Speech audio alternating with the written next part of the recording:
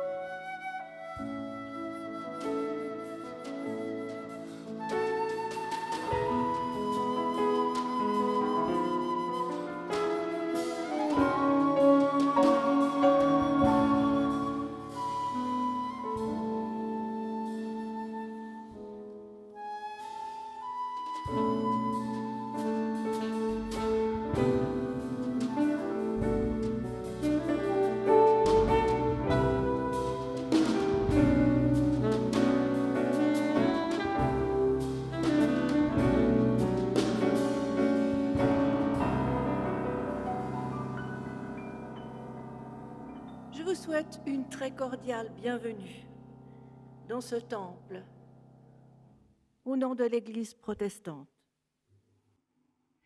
Nous sommes réunis pour cette célébration œcuménique de Noël dans le temple de la Madeleine.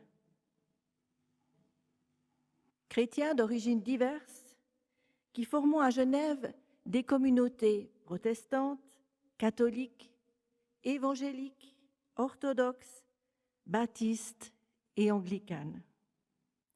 Et nous sommes très heureux de partager avec vous, vous tous qui nous rejoignez aussi sur l'Aimant Bleu, la joie de Noël. Et nous sommes très heureux également de célébrer ensemble la naissance du Christ Sauveur. Je vous invite à présent à la prière. Tu es béni, Dieu de l'univers, car tu nous rassembles ici et à travers l'aimant bleu pour entrer dans le mystère de la naissance de ton Fils Jésus. Tu nous as appelés et nous avons répondu à ton appel. Tu viens nous visiter et déposer en nos cœurs les mots de ta promesse. Tu nous accueilles. Tu donnes une place à chacune et à chacun de nous. Tu es béni car tu fais route avec nous. Tu es là sur nos chemins, compagnon de chaque jour. Sois avec nous et avec celles et ceux qui ne peuvent être là. Et Seigneur, notre Dieu, nous ouvrons notre cœur et notre esprit à ta présence. Merci d'être là par ton esprit et de nous conduire dans cette célébration. Aide-nous à ouvrir nos cœurs à l'écoute de ta parole.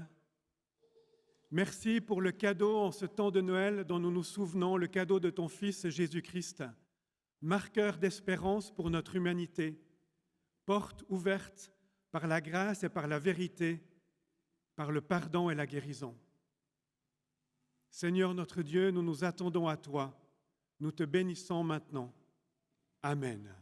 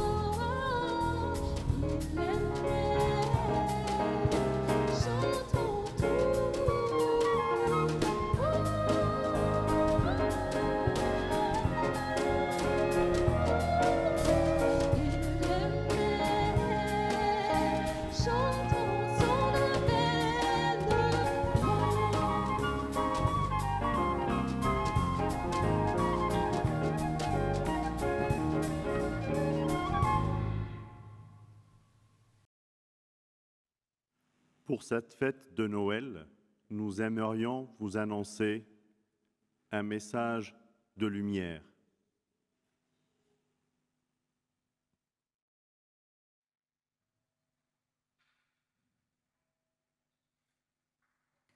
Évangile de Jean, chapitre 1, versets 1 à 5. Au commencement était le Verbe, et le Verbe était tourné vers Dieu, et le Verbe était Dieu. Il était au commencement tourné vers Dieu. Tout fut par lui, et rien de ce qui fut ne fut sans lui. En lui était la vie, et la vie était la lumière des hommes. Et la lumière brille dans les ténèbres, et les ténèbres ne l'ont point comprise.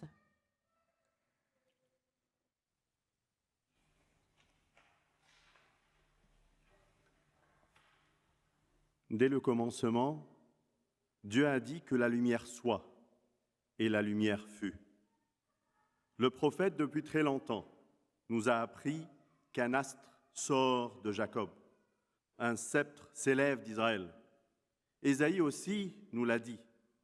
Les nations marcheront à ta lumière et les rois à ta clarté naissante.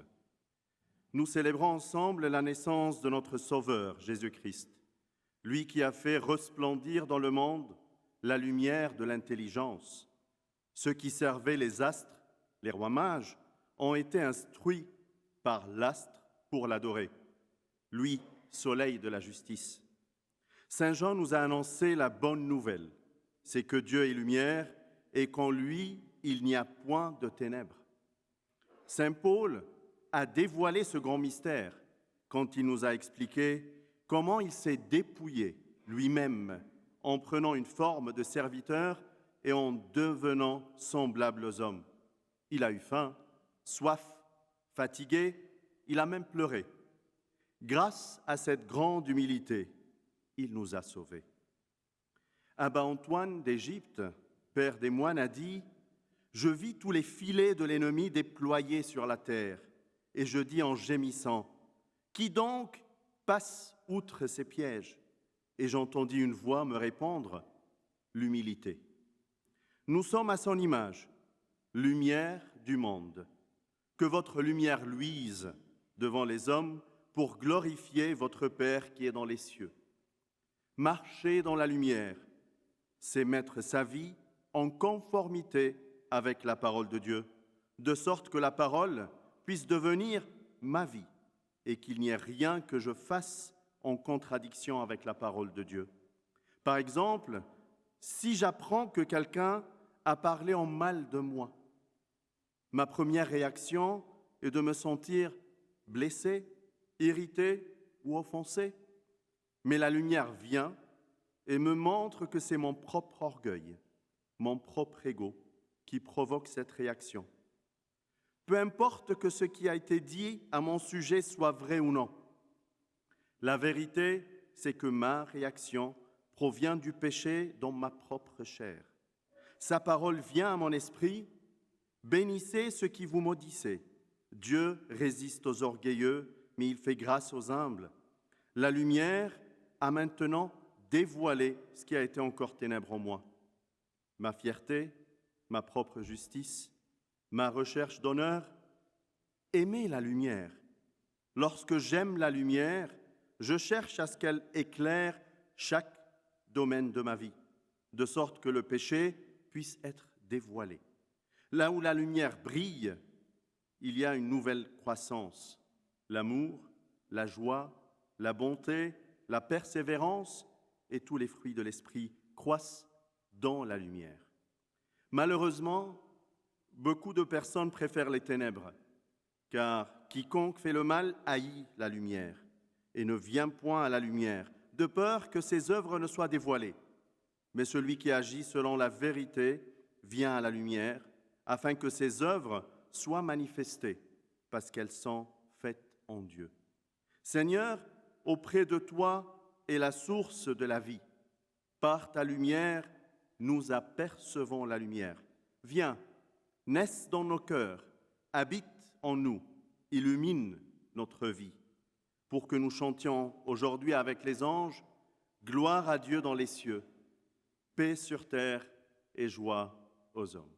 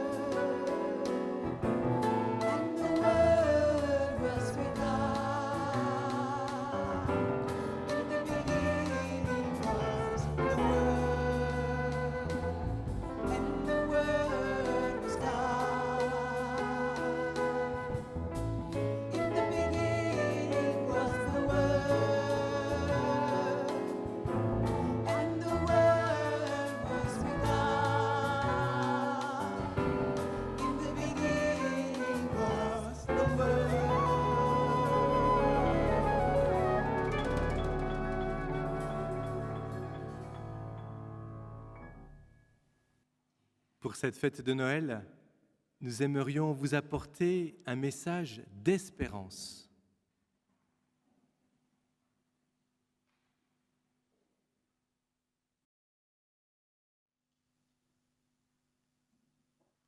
Évangile de Luc, chapitre 1, versets 26 à 38.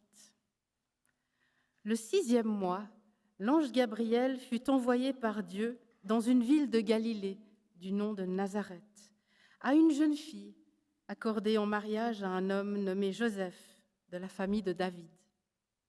Cette jeune fille s'appelait Marie.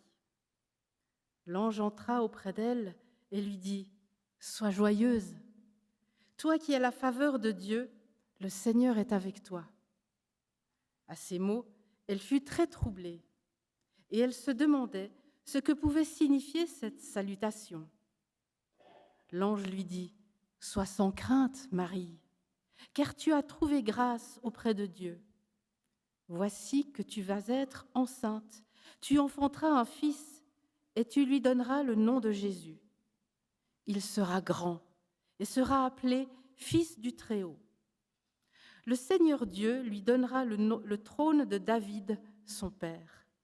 Il régnera pour toujours sur la famille de Jacob et son règne n'aura pas de fin. » Marie dit à l'ange, « Comment cela se fera-t-il, puisque je n'ai pas de relation conjugale ?» L'ange lui répondit, « L'Esprit Saint viendra sur toi, et la puissance du Très-Haut te couvrira de son ombre. C'est pourquoi celui qui va naître sera saint et sera appelé Fils de Dieu.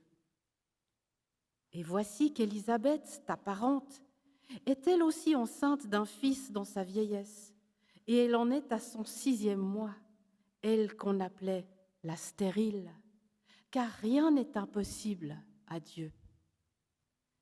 Marie dit alors, « Je suis la servante du Seigneur.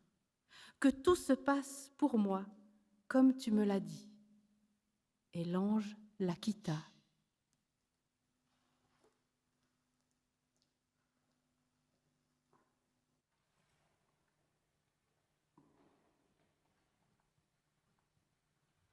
Quelle est votre espérance?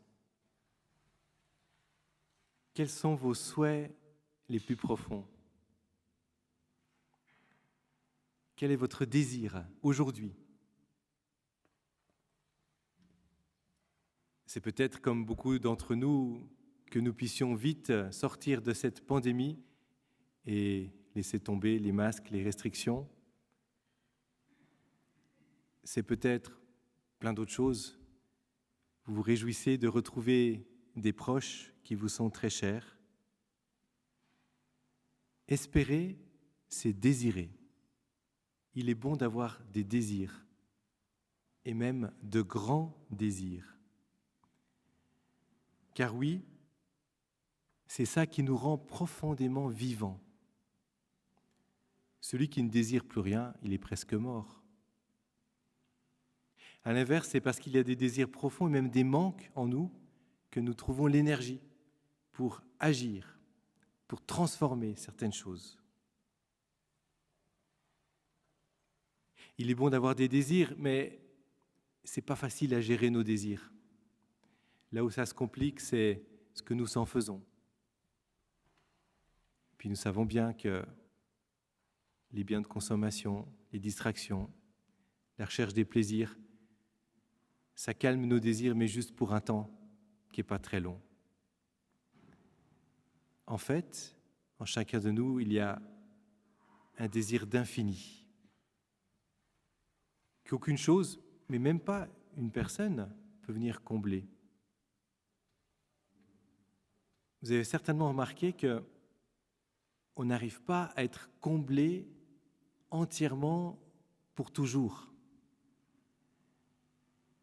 Quand on obtient ce qu'on a espéré depuis longtemps, il va forcément y avoir un moment où on va désirer d'autres choses. Et c'est bien ainsi. Peut-être même que l'infini, ce désir d'infini qui est en nous, est un signe qu'il y a un infini. Et si nous sommes croyants, nous voyons que finalement, seul Dieu peut combler ce désir d'infini qui est en nous. Ce désir d'infini nous ouvre vers le ciel, vers un bonheur plus grand que nous. Alors le récit qu'on vient d'entendre, il rejoint notre espérance et notre désir. Parce que du temps de Marie, le peuple hébreu attendait, espérait, désirait la venue du Messie. Peut-être même que chaque jeune fille d'Israël espérait au fond de son cœur qu'elle serait celle qui serait choisie pour mettre au monde le Messie. Quand Marie reçoit la salutation de l'ange, elle est probablement surprise, mais elle est aussi très enthousiaste. D'ailleurs, vous avez peut-être remarqué, sa première question, c'est « Comment cela va-t-il se faire ?» Comment cela va-t-il se faire ? L'Esprit Saint viendra sur toi et la puissance du Très-Haut te couvrira de son ombre. C'est pourquoi celui qui va naître sera appelé Fils de Dieu. De ce désir, de cette attente du Messie, mais vient justement l'œuvre de Dieu. Et Marie va dire oui. Gardons cette dynamique pour nous. Le Seigneur veut lui-même répondre à nos désirs. Il veut venir nous couvrir, nous remplir. Il faut juste s'ouvrir à lui, se faire capacité. C'est la démarche que je vous propose de faire maintenant. Pensez à vos désirs les plus profonds, vos espérances. Présentez-les au Seigneur, car lui seul peut réellement combler cette soif d'infini qu'il y a en nous. Et nous pourrons dire avec le psaume 42, « Arrête de te désoler, ô mon âme, et de gémir sur moi. Espère en Dieu. De nouveau, je rendrai grâce. Il est mon Sauveur et mon Dieu. »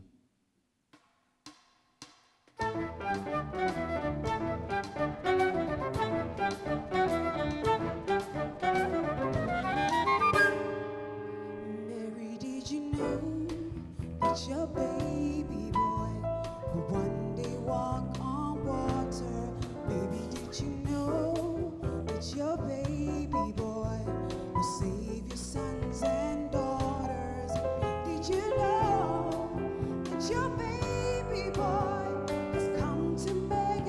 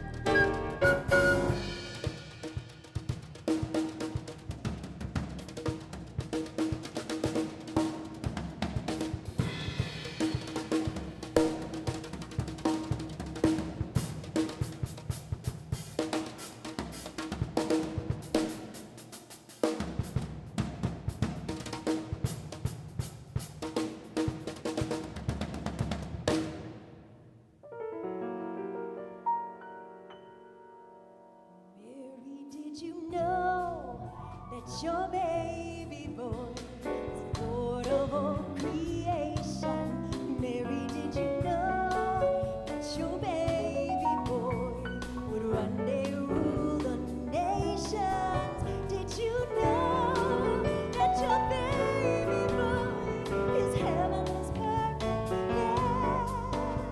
This sleeping child you're holding is the great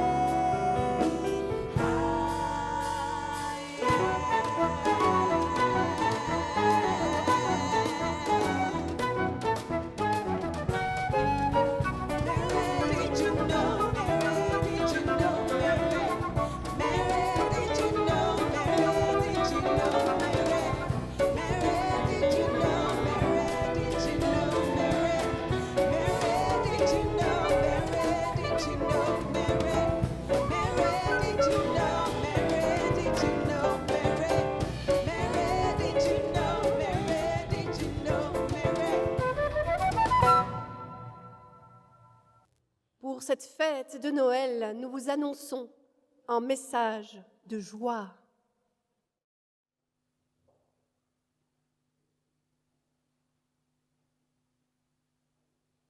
Évangile de Luc, chapitre 2, versets 1 à 12. Or, en ce temps-là, parut un décret de César Auguste pour faire recenser le monde entier. Ce premier recensement eut lieu à l'époque où Quirinius était gouverneur de Syrie. Tous allaient se faire recenser, chacun dans sa propre ville. Joseph aussi monta de la ville de Nazareth en Galilée à la ville de David, qui s'appelle Bethléem en Judée, parce qu'il était de la famille de la descendance et de la descendance de David, pour se faire recenser avec Marie, son épouse, qui était enceinte. Or, pendant qu'ils étaient là, le jour où elle devait accoucher arriva. Elle accoucha de son fils premier-né, l'emmaillota, et le déposa dans une mangeoire parce qu'il n'y avait pas de place pour eux dans la salle d'hôtes. Il y avait dans le même pays des bergers qui vivaient aux champs et montaient la garde pendant la nuit auprès de leurs troupeaux. Un ange du Seigneur se présenta devant eux. La gloire du Seigneur les enveloppa de lumière et ils furent saisis d'une grande crainte. L'ange leur dit : « Soyez sans crainte, car voici, je viens vous annoncer une bonne nouvelle qui sera une grande joie pour tout le peuple. Il vous est né aujourd'hui, dans la ville de David, un Sauveur qui est le Christ Seigneur. Et voici le signe qui vous est donné. Vous trouverez un nouveau-né emmailloté et couché dans une mangeoire. » Sous la voûte étoilée, un cocon d'espérance, joie. Bercé de bienveillance, une vie nouvelle, joie. Limpide, une trace de Dieu dans nos pas, joie. Comment se fait-il qu'on ne la voit pas, qu'on ne la remarque pas?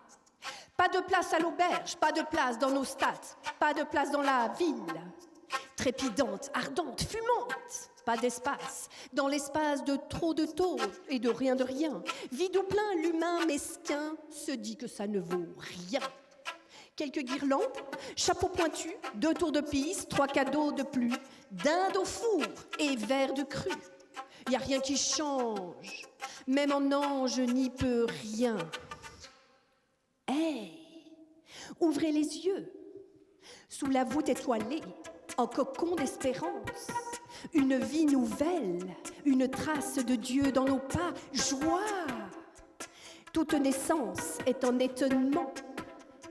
Dieu étonne, Dieu détonne, Dieu entonne un truc nouveau. Dieu saisit la noirceur à pleine main. Dieu n'a pas peur de toucher nos plaies, nos escarres, nos tumeurs, nos rancœurs, nos humeurs belliqueuses, moqueuses, capricieuses, calomnieuses. Il démaquille. Il démaquille. Il dessine aux yeux peureux, bigleux. Il enquille malheur sur malheur. Il n'a pas peur, il a foi en nous, en l'humain. Pas si malin qui se prend pour le roi des rois. Roi nu sans couronne ni royaume. Vaine gloire, mauvaise herbe, jetée au feu de la postérité qui jamais ne dure. Roi nu de n'avoir pas su aimer la reine du bal, défigurée sous les coups d'un gourou qu'elle croyait aimer. Roi et reine déchus d'un amour sans retour, main de fer sans gants de velours, folie meurtrière, laissez choir, masque et accessoires, laissez choir. L'Éternel inaugure. L'Éternel danse la danse de la vie, vis-à-vis. L'Éternel vient donner vie à un tout petit, une naissance, un inédit, tout humain et tout divin. Tout est dit. Sous la voûte étoilée, un cocon d'espérance, joie. Halte, bienvenue avec un Dieu aimant, patient, marrant, un Dieu souriant. Joie ineffable, touche délicate, sur la paille, sous les ponts, derrière les portes closes, dans les roses à épines, dans nos enfers.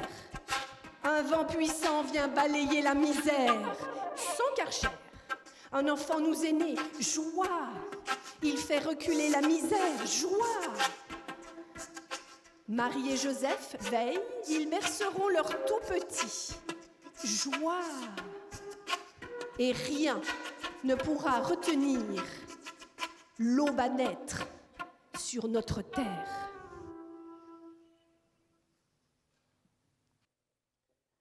Pour cette fête de Noël, nous aimerions vous annoncer un message de paix.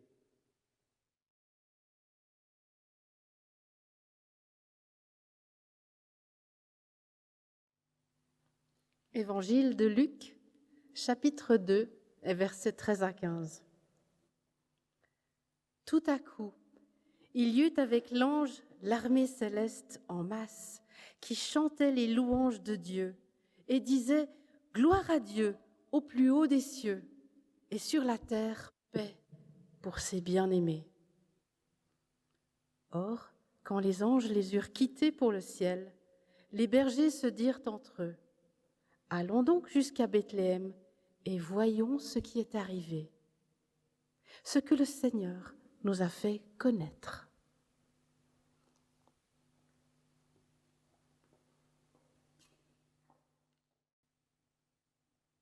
La quatrième bougie nous rappelle le message des anges. Gloire à Dieu dans les lieux très hauts et paix sur la terre parmi les hommes. Jésus nous a donné l'exemple de la paix dans sa vie quotidienne. Souvent dans l'Évangile, il rencontre les autres avec la bénédiction « La paix soit avec vous ». Dans la Suisse et dans la ville de Genève, nous vivons dans une ville de paix et de relative tranquillité. Mais la paix dans notre monde est de plus en plus rare. Et même si nous vivons dans un pays de paix, la paix intérieure souvent nous manque. Et nous avons des difficultés à trouver la paix dans nos rapports avec les autres. 700 ans avant la naissance de Jésus, Le prophète Isaïe a annoncé que Jésus serait appelé le prince de la paix. Et le message des anges, il y a 2000 ans, est encore valable pour nous dans le XXIe siècle. Même dans notre monde de violence et souffrance, nous pouvons recevoir la paix offerte par le Seigneur Jésus. Avec cette bougie, imaginons d'allumer une nouvelle type de paix dans notre ville. La paix avec Dieu à travers le sacrifice de Jésus. Dieu nous aime et il veut être présent dans notre réalité. La paix intérieure à travers sa présence quotidienne, même dans les situations de stress et de souffrance, et la paix avec les autres, même dans les situations de difficulté et de désaccord, dans nos familles, dans nos bureaux, dans nos écoles, dans nos vies. Prions ce Noël que le Seigneur nous aidera à faire régner la paix dans toutes les situations et dans nos rencontres l'un avec les autres. Que le Seigneur vous bénisse avec sa paix, que vous bénéficiez d'une vraie paix intérieure et que vous soyez une source de paix pour nos amis, vos amis et votre entourage. Amen.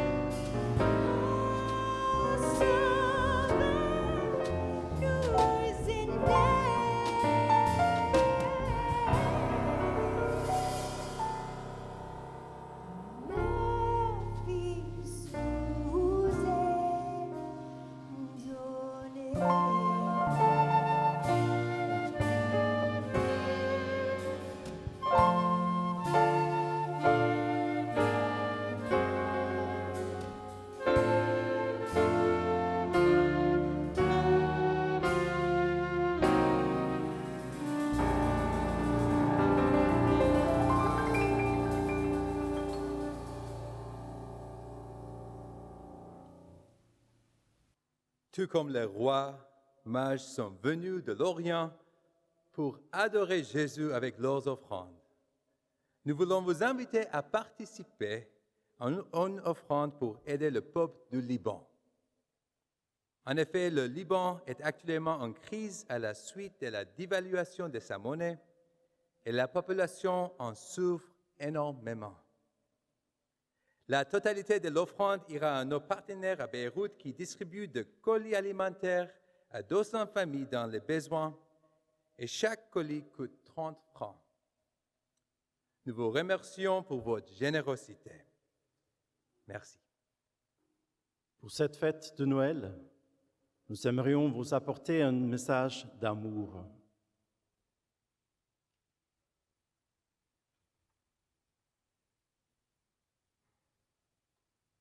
Avec le but que vous soyez encouragés de cœur et unis dans l'amour avec Christ. En effet, Dieu a tant aimé le monde qu'il a donné son Fils unique, afin que quiconque croit en lui ait la vie éternelle. Oui, c'est étant unis avec lui, c'est là où nous trouvons enfin la lumière, l'espoir, la paix et cette joie exubérante qu'on a entendue.